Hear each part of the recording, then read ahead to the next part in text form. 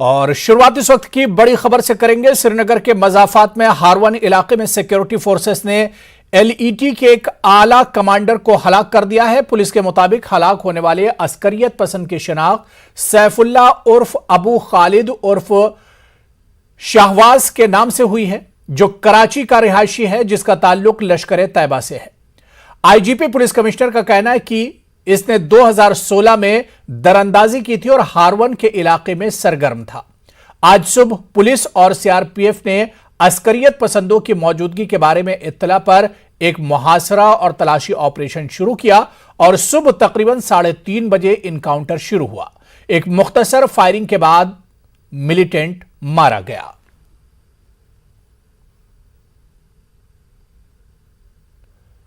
Uttar Pradesh assembly इंतखाबात में जीत हासिल करने के लिए एक बार फिर कांग्रेस जनरल सेक्रेटरी प्रियंका गांधी ने महाज संभाल लिया है। इंतखाबात के लिए वो रियासत के खवातीन तक पहुंचने की पूरी कोशिश कर रही हैं। इसके लिए उन्होंने खवातीन का अलहदा मंशूर भी जारी किया है। वहीं आज रायबरेली पहुंचकर शक्ति संवाद में उन्होंने कहा कि कांग्रेस ने खवातीन का मंशूर जारी करने की पहल की है, जिसके बाद से तमाम पार्टियों ने खवातीन की तरक्की के लिए बात करना शुरू किया है। मैं हर भाषण में ये लाइन लेती हूँ, आपने सुना होगा। मेरी लाइन बहुत स्पष्ट है। चुनाव के समय विकास की बात होनी चाहिए। जो सरकार कर रही है जनता के लिए, जनता को वो मुद्दा उठाना चाहिए। मैं हर जगह यही कहती हूँ और मैं महिलाओं के लिए इसलिए कह रही हूँ, मैं महिलाओं को कह रही हूँ कि जागरूक हो जाइए। अगर आपको राजनीति बदलनी है, ये जो सांप्रदायिकता और जातिवाद की राजनीति है, एक ही चीज है, ये जनता को गुमराह करने वाली राजनीति है। ये बात है कि चुनाव के समय आएंगे, नेताओं को मालूम है कि हमसे कोई कुछ पूछेगा ही नहीं। हमसे किसी ने पूछना नहीं है कि तुमने नल नहीं लगाया, तुमने सड़क नहीं बनाई, तुमने अस्पताल नहीं दिया, तुमने स्कूल नहीं दिया, ये तो किसी ने पूछना नहीं है अगर हम इसी सांप्रदायिक लाइन पे चले रहेंगे। तो मेरी सिंपल बात ये है कि आप नेताओं को मजबूर करिए कि आप विकास के मुद्दों पे बात करें। जब एक नेता को ये एहसास हो जाता है कि मुझे कुछ करने की जरूरत नहीं है, चुनाव के समय मैं जातिवाद सांप्रदायिक बातें कर लूंगा, मैं जीत जाऊंगा, तो काम क्यों करेगा भाई। तो मेरी स्पष्ट लाइन यही है। लेकिन यहाँ जो परसों मोदी जी सभा करने वाले, मैंने सुना कि बहुत ट्रक आ रही है महिलाओं की भरी हुई, सारी महिलाओं को कहा गया है कि पीली पीली साड़ी पहनो, बहुत बाहर से ऐसा लगना चाहिए कि बहुत मजमा है, लेकिन उनके लिए कुछ करके तो दिखाया नहीं 5 सालों में। आप सीरियसली तो ले नहीं रहे हैं। आप सोच रहे हैं कि एक गैस सिलेंडर, सारे विज्ञापनों में यही लिखा है ना, गैस सिलेंडर मिल गया, गैस सिलेंडर मिल गया। अरे सशक्त बनाओ, पैरों पे खड़ा करो, महिलाओं को आगे बढ़ाओ। यहाँ अत्याचार इतना हो रहा है, उसको रोको। उत्तर प्रदेश में आइंदा इंतखाबात के लिए बीजेपी रियासत में विश्वास यात्रा शुरू कर रही है। सीएम योगी ने मथुरा पहुंचकर विश्वास यात्रा का आगाज किया। इस मौके पर उन्होंने अपनी हुकूमत की हुसूलियाबियां गिनवाई। पार्टी ने पिछले 4.25 वर्ष के दौरान प्रधानमंत्री मोदी जी के मार्गदर्शन में उत्तर प्रदेश की हमारी भारतीय जनता पार्टी की टीम और सरकार ने, यूपी की टीम ने प्रदेश के अंदर लोक कल्याण का, विकास के इंफ्रास्ट्रक्चर डेवलपमेंट का, आस्था के सम्मान का, गांव के उत्थान का, किसानों के खुशहाली का, नौजवानों के स्वावलंबन का और महिलाओं की सुरक्षा के लिए जो कार्यक्रम चलाए हैं, उस पर जनता जनार्दन का आशीर्वाद लेने के लिए जन विश्वास यात्रा आज यहां पर प्रदेश के अंदर 6 स्थानों से प्रारंभ हो रही है। और ये मेरा सौभाग्य है कि पावन धाम मथुरा से इस यात्रा को शुभारंभ करने का सौभाग्य मुझे प्राप्त हुआ है। हम जन विश्वास पर खरे उतरे हैं और जनता जनार्दन का आशीर्वाद प्राप्त करने के लिए हम लोग एक बार फिर से जनता के सामने जा रहे हैं। तो उधर यूपी में समाजवादी लीडरान के खिलाफ आईडी रेड के मामले में अखिलेश यादव ने बीजेपी हुकूमत पर इल्जाम लगाया। उन्होंने कहा है कि अखिलेश इलेक्शन हारने के डर से बीजेपी मरकजी जांच एजेंसियों को आगे कर देती है। बीजेपी भी कांग्रेस के रास्ते पर गामजन है। या उनके नेता आएंगे, उनके सहयोग के लिए इनकम टैक्स, ईडी, सीबीआई और भी संस्थाओं का सहारा लेकर के अटैक करने का काम करेंगे। अभी तक तो ये संस्थाएं उनके लिए थीं जो सरकार में हैं, उनकी सरकार कैसे हटाएं, उसके लिए इन संस्थाओं का इस्तेमाल किया जाता था। लेकिन पहली बार देखने को मिल रहा है कि उत्तर प्रदेश में समाजवादी पार्टी की सरकार न बन जाए, इसके लिए इन संस्थाओं का भी इस्तेमाल होगा। पूरा देश जानता है कि जहां जहां चुनाव भारतीय जनता पार्टी हारने लगती है, इन संस्थाओं को आगे करती है। जहां तक ईडी, सीबीआई या अपने कागजों को दिखाने का काम, हमें बहुत पुराना अनुभव है और इसलिए अनुभव है कि भारतीय जनता पार्टी भी कांग्रेस के रास्ते पर जा रही है। भारतीय जनता पार्टी वही तरीके अपना रही है जिसमें केंद्रीय जो एजेंसीज हैं उनसे कैसे डराया धमकाया जाए। लेकिन जिस तरीके का माहौल उत्तर प्रदेश में है,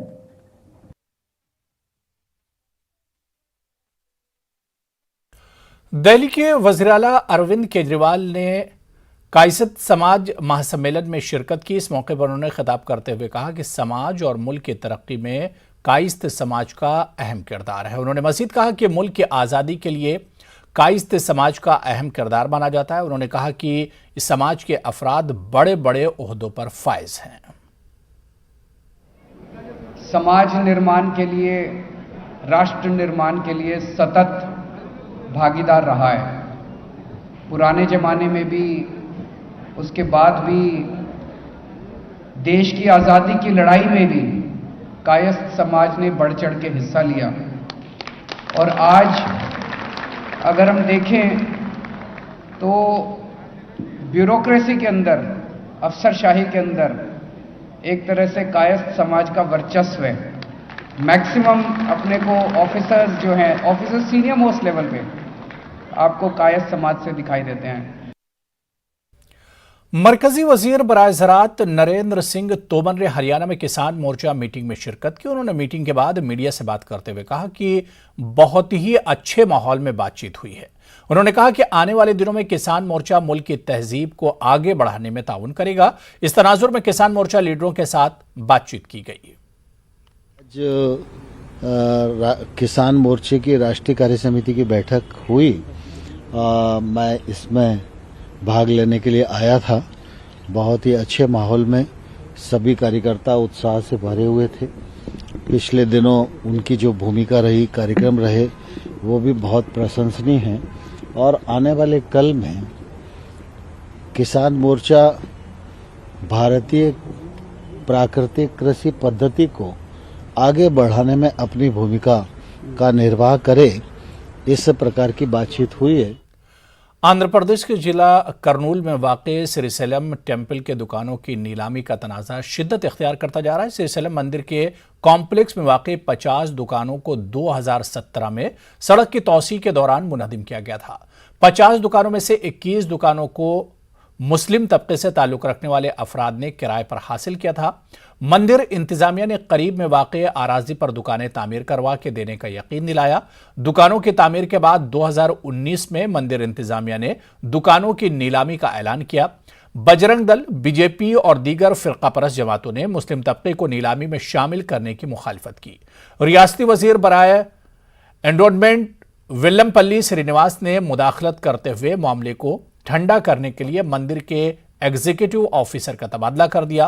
वाज़ेह है कि इस मामले को सुप्रीम कोर्ट से भी रुजू किया गया। जस्टिस DY चंद्रचूड़ और BV नागरत्ना ने मुकदमे की समाअत करते हुए कहा कि नीलामी या लीज पर देने के मामले में किसी भी तबके को मजहब की बुनियाद पर महरूम नहीं किया जा सकता।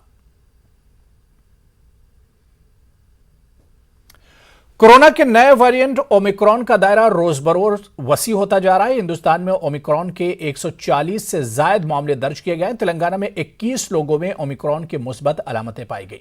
महाराष्ट्र में 40 से ज्यादा, दिल्ली में 20 से ज्यादा, जबकि राजस्थान में 17 से ज्यादा मामले दर्ज किए गए हैं। ओमिक्रॉन के बढ़ते मामलों के मद्देनजर मरकज और रियासती हुकूमतों ने एहतियाती इकदाम इख्तियार करने के लिए आवाम से अपील की है। उधर वर्ल्ड हेल्थ ऑर्गेनाइजेशन ने कहा है कि 89 ममालिक में ओमिक्रॉन की निशानदेही की गई है और यह डेल्टा वायरस से ज्यादा तेजी से फैलता है। इन जगहों पर जहां कम्युनिटी की सतह पर इन्फेक्शन का फैलाव ज्यादा है, 1.5 से 3 दिन में इसके केसेस दोगुने हो जाते हैं। WHO ने हफ्ते के रोज अपनी रिपोर्ट में खदशा जाहिर किया है। मौजूदा आदादोशुमार को देखते हुए कहा कि ओमिक्रॉन उन मकामात पर डेल्टा वायरस से भी आगे निकल जाएगा जहां कम्युनिटी की सतह पर इन्फेक्शन का फैलाव ज्यादा है। रिपोर्ट में कहा गया कि 16 दिसंबर 2021 तक WHO के तमाम 6 खित्तों के 89 ममालिक में ओमिक्रॉन फॉर्म की निशानदेही की गई है। वर्ल्ड हेल्थ ऑर्गेनाइजेशन ने इस बात के लिए कहा कि काफी शवाहिद मौजूद हैं कि ओमिक्रॉन डेल्टा से ज्यादा तेजी से फैलता है। तो उधर महकमा सेहत के आदादोशुमार के मुताबिक कोरोना मरीजों के 7,081 नए मामले दर्ज किए गए हैं। गुज़िश्ता 24 घंटों में 264 अफराद की कोरोना से मौत हुई, जबकि 7,469 लोग सेहतयाब हुए। ताहाल मुल्क भर में 3 करोड़ 40 लाख से ज्यादा अफराद सेहतयाब हुए हैं। मजमूई तौर पर 83,913 मामलात एक्टिव हैं। अब तक मजमूई तौर पर 130 करोड़ से ज्यादा लोगों को वैक्सीन दिया जा चुका है। कोरोना वबा से बचाव के लिए हुकूमत की जानिब से एहतियाती इक़दाम इख्तियार करने के लिए आवाम से बार बार अपील की जा रही है। चलिए यहां पर रुकेंगे फिलहाल छोटे से ब्रेक के लिए।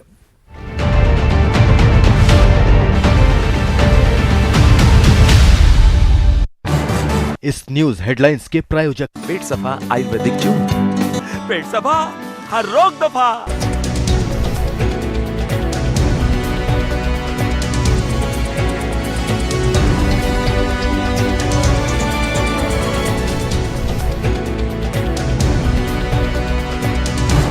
इस न्यूज हेडलाइंस के प्रायोजक पेट सफा आयुर्वेदिक जून, पेट सफा हर रोग दफा।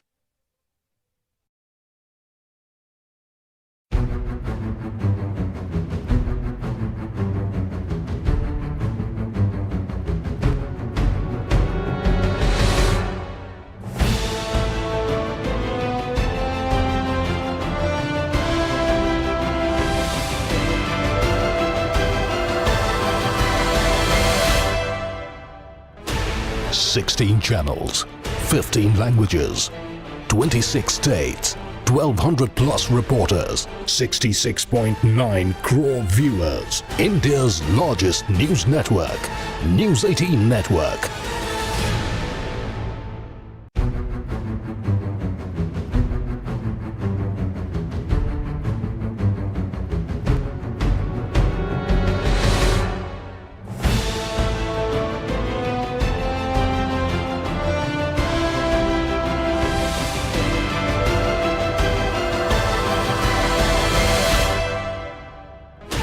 Sixteen channels, 15 languages, 26 states, 1,200 plus reporters, 66.9 crore viewers. India's largest news network, News 18 Network.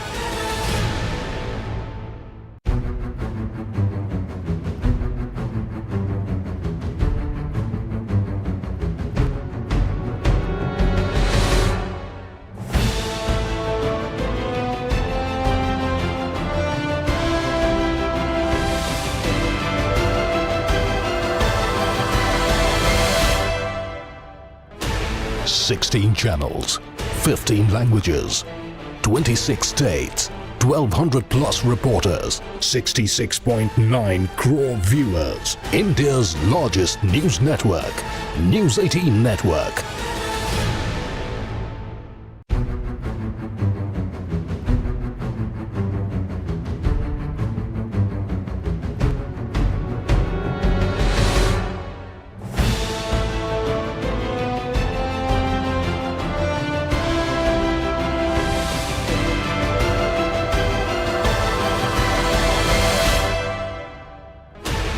Sixteen channels, 15 languages, 26 states, 1200 plus reporters, 66.9 crore viewers. India's largest news network, News 18 Network.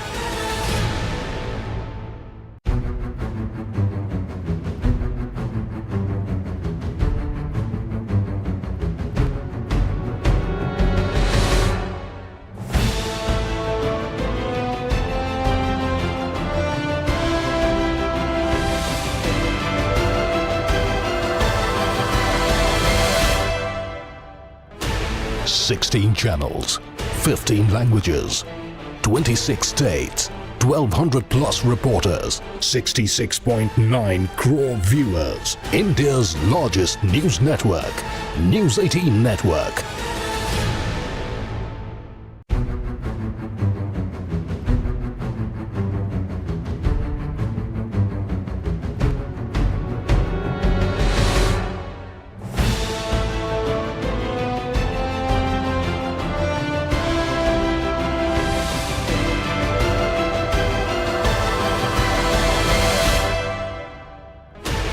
Sixteen channels, 15 languages, 26 states, 1200 plus reporters, 66.9 crore viewers. India's largest news network, News 18 Network.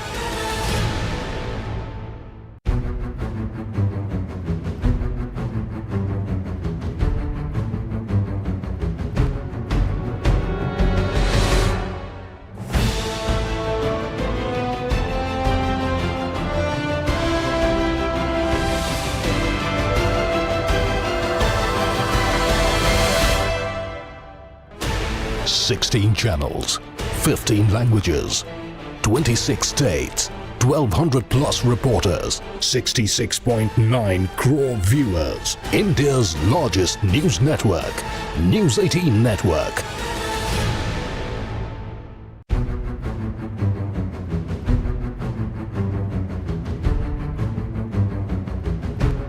इसके प्रायोजक पेट सफा आयुर्वेदिक जून, पेट सफा हर रोग दफा।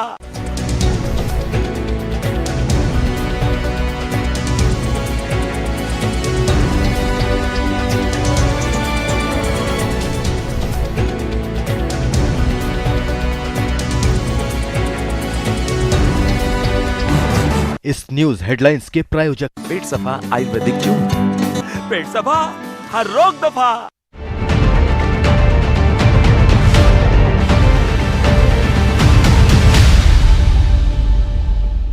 और अब आइए सीधे इस वक्त गोवा लिए चलते हैं, जहां पर वजीर आजम नरेंद्र मोदी इस वक्त खिताब कर रहे हैं। आज देश को ऊर्जा दे रहे हैं। साथियों, अभी यहां आने से पहले मुझे आजाद मैदान में शहीद मेमोरियल पर शहीदों को श्रद्धांजलि देने का सौभाग्य भी मिला। शहीदों को नमन करने के बाद मैं मीरामर में सेल परेड और फ्लाई पास का साक्षी भी बना।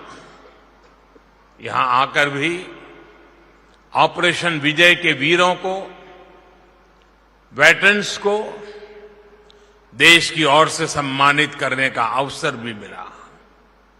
इतने अवसर, अभिभूत करने वाले इतने अनुभव गोवा ने आज एक साथ दिए हैं। यही तो जिंदा दिल वाइब्रेंट गोवा का स्वभाव है। मैं इस स्नेह के लिए, इस अपनेपन के लिए गोवा के जन जन का आभार प्रकट करता हूं। साथियों, आज हम एक और गोवा लिबरेशन डे को सेलिब्रेट कर रहे हैं, तो दूसरी ओर गोवा के विकास के लिए नए कदम भी बढ़ा रहे हैं। अभी यहां पर गोवा सरकार के अलग अलग विभागों को, एजेंसियों को आत्मनिर्भर भारत और स्वयंपूर्ण गोवा के सफल इम्प्लीमेंटेशन के लिए पुरस्कृत किया गया। शानदार काम करने वाली गोवा की पंचायतों, म्युनिसिपैलिटीज को भी अवार्ड दिए गए। साथ ही आज पुनर्निर्मित किले, अगवाड़ा जेल संग्रहालय। तो गोवा में वज़ीर-ए-आज़म नरेंद्र मोदी गोवा लिबरेशन डे से खिताब कर रहे थे। आगे बढ़ेंगे। मालेगांव में मुनक्किद किताब मेले में 1.5 से ज्यादा पब्लिशरों ने किताबों की दुकानें लगाई हैं। किताब मेले को पुरकशिश बनाने और किताबों के खरीदारों को राग़िब करने के लिए कौमी कौंसिल की जानिब से भी बड़े पैमाने पर कोशिशें की जा रही हैं। कोविड की वजह से कल्चरल प्रोग्राम के इनेकाद की इजाजत नहीं दी गई, जिसकी वजह से किताब मेले में आने वाले मुहिब्बान उर्दू को मायूसी का भी सामना करना पड़ रहा है। किताब मेले की तैयारी और वहां के इंतजामी उमूर के बारे में कौमी कौंसिल बराए फ़रोग़ उर्दू के डायरेक्टर प्रोफेसर अकील अहमद शेख ने न्यूज़ 18 उर्दू के नुमाइंदे ज़मीर अहमद खान से खास बातचीत की। कौमी कौंसिल बराए फ़रोग़ उर्दू की जानिब से 24वां कुल हिंद उर्दू किताब मेला मालेगांव में शुरू हो चुका है। बड़े पैमाने पर तैयारियां की गई है और बड़ी तादाद में लोग किताबें ख़रीदने के लिए यहाँ पहुँच रहे हैं। किताब मेले की तैयारी को लेकर क्या कुछ चीज़ों का ख्याल रखा गया, इस सब तमाम चीज़ों के बारे में मालूमात देने के लिए कौमी कौंसिल बराए फ़रोग़ उर्दू के डायरेक्टर प्रोफेसर अकील साहब हमारे साथ मौजूद है। आइए हम उनसे बात करते हैं। प्रोफेसर अकील साहब, आप यहाँ आए, क्या बोलना चाहते हैं, किस तरह का माहौल देखा? हमने यही देखा कि यहाँ मालेगांव में जितने लोग हैं वो उर्दू से बेपनाह मोहब्बत करते हैं। हमने ये भी महसूस किया कि यहाँ घर घर में कोई ना कोई शायर और अदीब है और सभी लोगों के अंदर उर्दू के तई बहुत अच्छी सोच है। वो सब के सब चाहते हैं कि यहाँ मेले से किताबें ख़रीद कर ले जाएं और अपने घर में एक अच्छी लाइब्रेरी बनाएं। तो मुझे पूरी उम्मीद है कि यहाँ हर शख्स कुछ ना कुछ किताब ख़रीदेगा।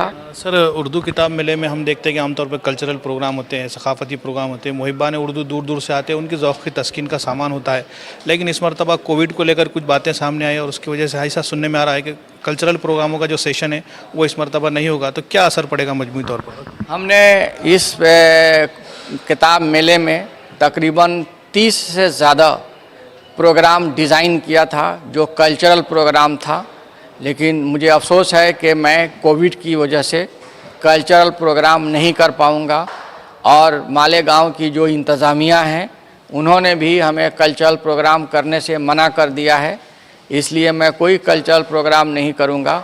फिर भी बच्चों से रिलेटेड जो प्रोग्राम्स हैं वो मैं ज़रूर करूँगा, उसके लिए कोई पाबंदी लगाई नहीं गई है। कौमी कौंसिल बराए फ़रोग़ उर्दू की जानिब से मुख्तलिफ़ स्कीमें चलाई जाती हैं। कोविड की वजह से 2 साल से हम देखते हैं कि कहीं ना कहीं इन स्कीमों पर भी ठीक से अमल नहीं हो पा रहा होगा। तो किस अभी फ़िलहाल कुछ इस तरह की स्कीमों में क्या कुछ चेंजेस है या अभी मौजूदा इसमें क्या बोलना? नहीं, देखिए, कोविड का इम्पैक्ट NCPWL के किसी भी प्रोग्राम पे नहीं पड़ा है। हमारी जितनी स्कीम्स हैं वो तमाम स्कीम्स बदस्तूर चलाई जा